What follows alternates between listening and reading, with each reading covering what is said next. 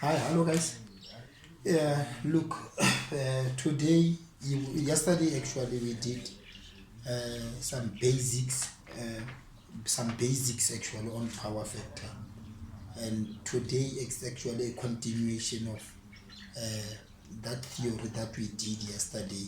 Yesterday we did, say for instance, what we explained the the definition of a power factor, why it is undesirable maybe to have a low power factor, what causes it to be low, what are the disadvantages of a low power factor, and so on.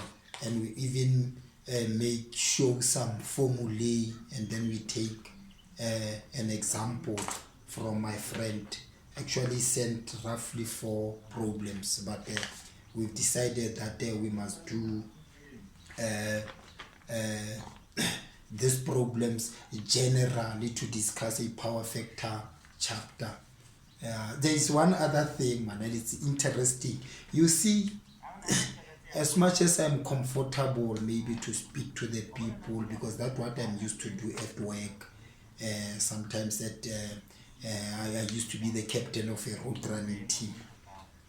Everywhere there are mistakes. Like for instance, yesterday, instead of saying the hypotenuse, I said in 90 degrees an angle facing directly Pythagoras theorem. It is actually an angle facing directly at the hypotenuse. And the theorem of Pythagoras, it is a theorem that is used in a right angle triangle. But you'll see it's not easy to stand in front of you guys and present. But check the general context of the message you are sending through. Don't just look at that thing, that little mistake, and say, oh, look, and laugh and say, no, I've made a mistake. It happens. I should make such mistakes. It's not easy, for instance, to present. But I hope, just check the video as it is, get the message, send, if you have subscribed, send a comment maybe, so that you can help us grow together on this. Today we still continue. It says, this is the problem he sent. He says, a single phase motor connected to a 400 volt 50 hertz supply takes 31.7 amps at a power factor of 0.7, lagging. Very, very important. What does that mean? 0.7 lagging. It means the current lags the voltage. There is always a phase difference between the voltage and the current in an AC circuit. There is always that difference. And the cause of that phase angle is called a power factor. So 0.7 lagging. The current lags the voltage by a certain amount of an angle. And because of its 0.7 lagging, it stands to reason that this circuit, look, the motor there, it shows that this circuit is actually inductive. Right? At a power factor of 0.7, calculate the capacitance required in parallel with the motor to raise the power factor to 0.9 lagging. This is a power factor improvement. It's a power factor improvement. And it is equal to what? Look, let's draw. Probably we didn't show you. But remember, at sub A, I think if you are at the college, during your N1, N2 days, you used to do this. For instance, you used to do this, where you say, this is IC, and then this side is I sine of phi. Still remember that? And then you say this is the voltage. Below it is it is the inductive part. Above, it is the leading part. When the current lead the voltage, that circuit is said to be capacitive. Why? In practice or in the industry, it gave us a certain advantage. And what is that advantage? It helped. This is what is made so called a power factor improvement. But you're gonna see, we're gonna do 2 problems, I think, if I still got time. Look, and then it says this is the circuit, the load current actually, which is equals to, is given as 31.7 at 0.5 lagging, 0.7 rather, 0.7. What is the power factor of 0.7 lagging? Let me find the calculator there, sorry. Just be with me.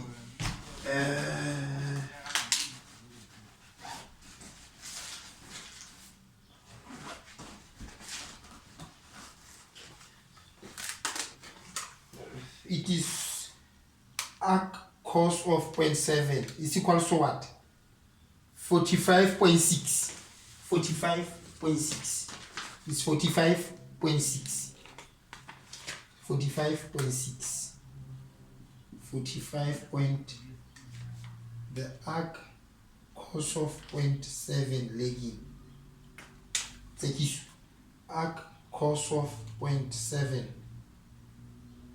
Yes, it's 45.6 lagging. Why? It is below the voltage line. Right.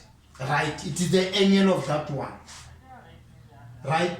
And then remember, the component in phase with the voltage is called I cos of phi. And then this one, calculate the capacitance required in parallel with the motor to raise the power factor to 0.9. So for instance, if you've got this, you move the reactive component. This is the reactive component. For instance, this. You have to put in you have to connect a capacitor in parallel. What does that mean? By in parallel, it means you raise the power factor. You improve the power factor from here to there. Right. And then to raise the power factor to 0.9. What is an angle of 0.9? A cos of 0.9 is equals to 25.84 degrees. Right. This is the reactive component. But what is the current there? Let's assume this is the load current. Okay, let me call it the load current, which is taken by the inductive circuit. This one allow, just for easiest, for simplicity, so that we can differentiate between these two currents. Allow me to call this current I refer, with that sign up there. I refer is equal to what? It is yet to be calculated. Right, van Strayer. Right. Actually, you can see this problem is done. It's done. And then you've got what? You've got, say for instance, something like this. It's a resistor and inductor. This alone is called an inductor. It's our motor. And this motor is connected to a 450 Hertz circuit. But now you are requested to calculate what happens if you connect the capacitor. If you connect the capacitor, it's going to be something like this.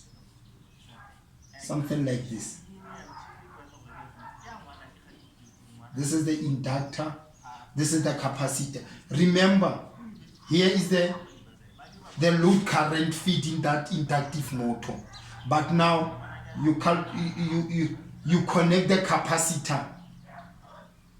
That takes the IC current, and the resulting load current becomes I refer after it has been connected. Basically, that's the case. That's the case. Here is 450 hertz supply.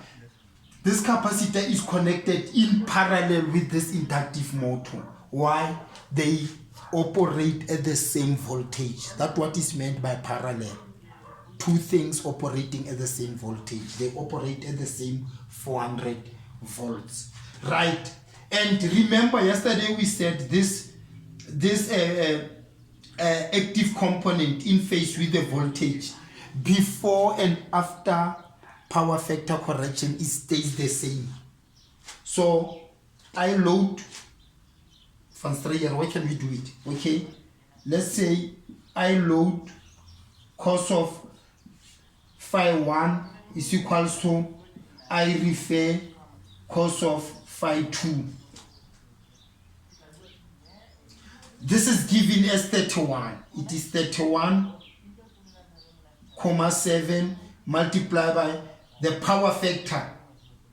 The power factor there is how much? It's 0.7. 0.7. The power factor of this first part of the inductive motor is equals to, I refer is not given. It is yet to be calculated and we are calculating it. Multiply by the power factor, where after the power factor after it has been raised. It's 0.9. It has been raised from 0.7 to 0.9. We make I refer subject of the formula. And it is equal to what? 31.7 multiplied by 0.7 divided by 0.9 equals to 24,66 amps.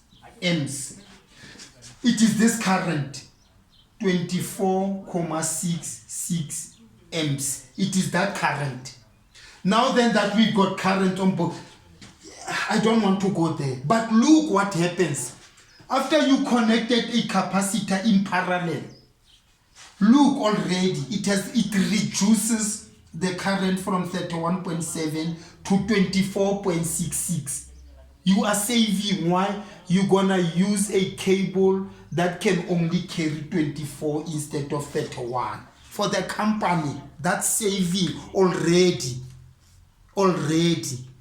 But you are requested to calculate the size of that capacitor that will reduce the current from 31.7 to 24.6. That's what the question is. That's what the question is asking you to do. Right, it's 24.7 there. Now then that we've got this. There here, what is the reactive component? What is this reactive component of current? This one. This one, this reactive component from there to there. It is I load sine of phi 1 from there to there. This angle from there to there, not from here to there, from there to there. It is this one, and it is equal to what? It is equal to 31.7 multiplied by sine of, we already calculated the angles, it is 45.6, and it is equal to what? The reactive component from there to there, it is 31.7 multiplied by sine of 45.6.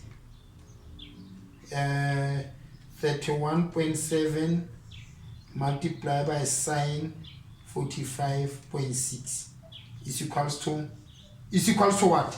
It's equals to 22.65 amps. From there to there, it is what? It is 26.65 amps. Don't worry about the smallest, guys. We are just explaining. It is there to there. Now, what is the reactive component? Now, we need the capacitor that will reduce the reactive component from there to there. It means the capacitor which takes a leading current to neutralize the reactive component, is gonna neutralize, is gonna consume this and left with that. In practice, it's just practical. It's practical, but it's fine. Let's solve problems. It's 22.65. We've got IC there, but now what? Look, this, if you make a straight line from there to there, such that this new reactive component is equal to what? Is I refer sine of theta 2 is equal to the initial reactive component minus the capacitive current. You did those things in 1 and 2.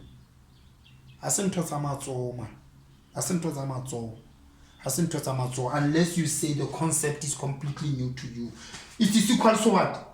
It's equal to I load sine theta 1 minus the reactive component. Then it makes sense because I make a straight line to indicate that it's gonna be the initial one minus the capacitive current. It will give us that.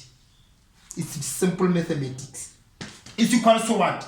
This one, is it calculated? Yes, it's calculated and found to be 22.65. There. Is equal to what? This one is it calculated? No, this one is calculated. Sorry. This one is calculated. But did I calculate this one? Van Strayer, you are making a mistake there. No, you didn't. You were supposed to have calculated it first. But we can calculate it aside, no problem. It's I what? It's I refer, which is 24. Okay? Let's say I refer sine theta 2 is equal to what? Is equal to 24.66. There. Multiply by sine of theta 2. There. What is theta 2? It is 25.84. And it's equal to what? It's equal to 24.66 multiply by sine of 25.84. Is equal to what? Is equal to 10.75 amps.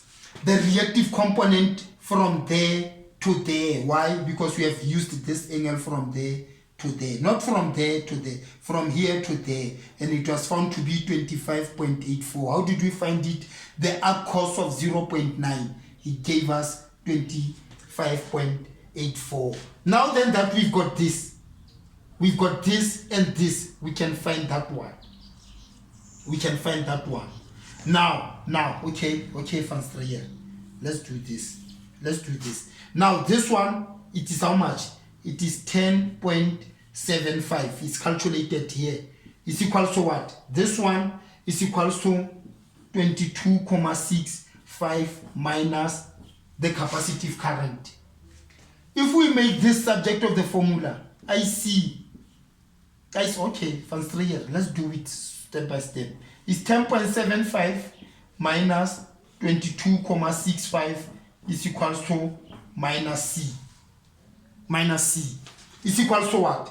Look, it's gonna be 10.75 minus 22.65 is equal to what? It's equal to, let's multiply by C. It's simple math, man. You have passed the grade 4. This is gonna give us IC is equal to 11.9 amps. That current there, 11.9 amps. Now then that we've got this, I don't know whether you'll see, guys, there, but let me finish. Now then that we've got this, remember, the capacitive voltage is equal to IC multiplied by XC.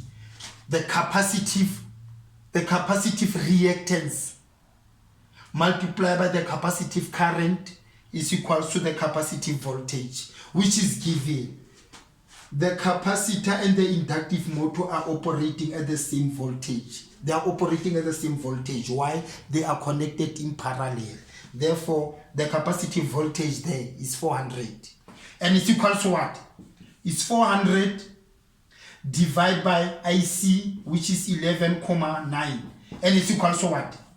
It's equal to XC, which is 400 divided by 11.9. It's equal to what? It's equal to 33.6 ohms. Now then that you've got this 33 ohms, you're gonna use a simple. Remember XC from sub A in this case. Why? Because it's general knowledge. It's equal to 1 over 2 pi FC. You make C subject of the formula. That's what? That's what the question is asking you. Calculate the capacitance. Not the capacitive reactance. The capacitance. The capacitance C of the power system. And then it's equal to what? C is equal to 1 over 2 multiplied by pi multiplied by 50 hertz is given there, is given there, is given there. It's given there, but we have demonstrated by figures. That's why when we were doing sub A, you were required to draw a sketch and explain. This time you are no longer requested the sketch. You have to show by means of the sketch as to what you mean. That's exactly what we did here. That's why sometimes you were requested to connect things in parallel and so on, or series. It's equal to what? 2 pi f multiplied by this C, it will be 33.6. I've just made C subject of the formula there by cross multiplying and so on. It's equal to what?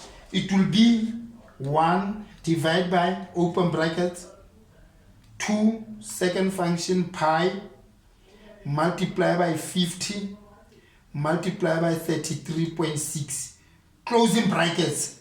Answer 0 blah blah blah. Let's divide it by million. Setup engineering 2 is equal to what? It's equal to 94.74 microfarad. Microfarad. This one is microfarad. Microfarad. What do they have there, Swetla? Yes, that's what they should have. It can only mean one thing. It's 94. This is the capacitance required to be calculated, to be connected in parallel with this inductive motor in order to raise the power factor from 0.7 to 0.9. Straightforward. You see, from the calculations now, you should see the importance of power factor improvement. Look, by just doing this, look how much you save. The current is reduced from 31.7 to 24.66 amps. By doing what? By just connecting the capacitor that will consume the reactive components from where? From the reactive component from 22.65 to 10.75. From 22.65 to just 10.5. The current is moved from 31 to 24.66. Very, very, very important.